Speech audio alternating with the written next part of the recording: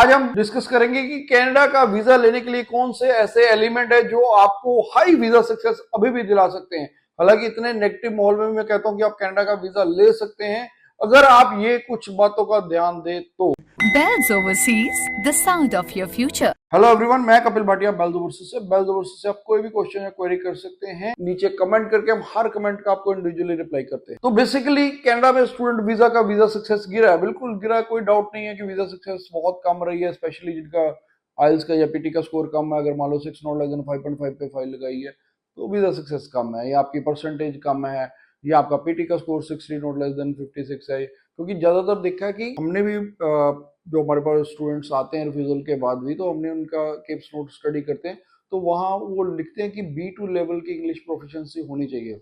उसमें आपका मिनिमम आइल्स का 6 ईच होना चाहिए, अगर ओवरऑल 6.5 है तो वो बेटर रहता है। वीजा सक्सेस के लिए बता रहा हूँ, पीटी भी 60 ईच होना चाहिए, ओवरऑल चाहे 61, 62, 63 जो भी हो वो बेटर रहता है। अगर इससे कम स्कोर है 60 ईच या आइल 6 ईच से नीचे तो आपकी वीजा के चांसेस कम है, तो आपको दोबारा आइल्स या पीटी रिपीट करके फिर फाइल लगानी चाहिए। दूसरा है, आप अपना प्रोसेस स्टार्ट कर सकते हैं एडमिशन का, तब तक एडमिशन का प्रोसेस हो जाए, आइल्स पीटी रिपीट करके जब फाइल लगानी है तो उस टाइम पे आप नया सर्टिफिकेट लगा दें, लेकिन उसमें आप कॉन्फिडेंट रहें कि आपका इतना स्कोर आ जाएगा तभी ये फाइल लगाइए। दूसरा जो सबसे बड़ा आज की डेट में रीजन है रिफ्यूजल का, वो ये है कि अगर आप नॉर्मल आर्ट्स वाले और कॉमर्स वाले स्टूडेंट्स को स्पेशली बोलता हूँ कि अगर आप सिंपल प्रोग्राम ले रहे हैं, डिप्लोमा प्रोग्राम, डिप्लोमा के मतलब आपने चाहे यूजी +2 के बाद यूजी डिप्लोमा लिया या ग्रेजुएशन के बाद पीजी डिप्लोमा लिया, तो उसमें वीजा सक्सेस कम है। मैं उनको सजेस्ट करूंगा, आर्ट्स और कॉमर्स वाले स्पेशली स्टूडेंट्स को, कि आप इधर या तो बैचलर चूज कीजिए या मास्टर चूज कीजिए, और अगर वो भी कोई अच्छा अगर कोर्स आप ऑप्ट करते हैं तो उतने ही आपके वीजा चांसेस बेटर हो जाएंगे।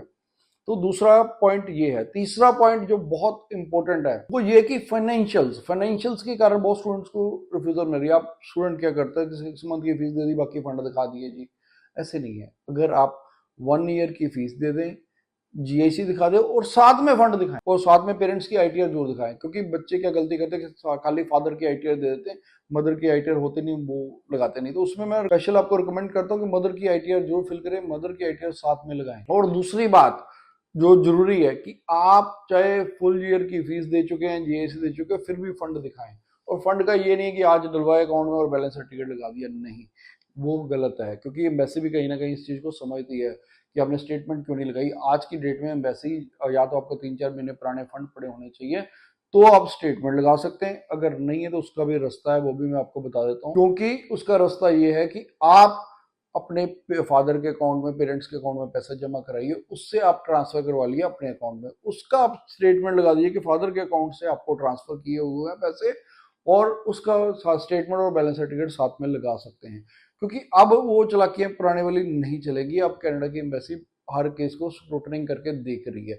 अगर आपने ये 3 पॉइंट्स जो मैंने बताए हैं ये कर लेते हैं तो आपकी वीजा सक्सेस काफी हाई रहेगी। ये मैं आपको एश्योर कर रहा हूँ कि हाई वीजा सक्सेस रहेगी और आप वीजा लेने में काफी हद तक कामयाब रहेंगे।